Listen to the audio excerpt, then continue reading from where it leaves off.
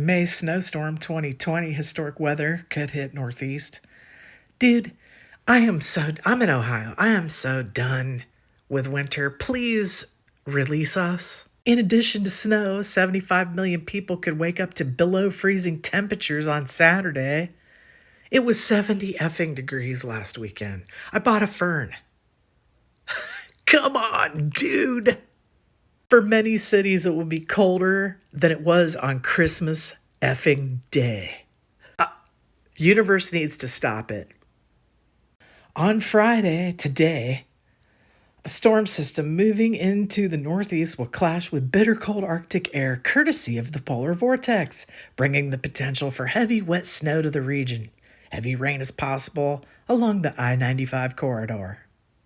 The unusually cold air mass from eastern Canada will be pulled southward down into the eastern U.S.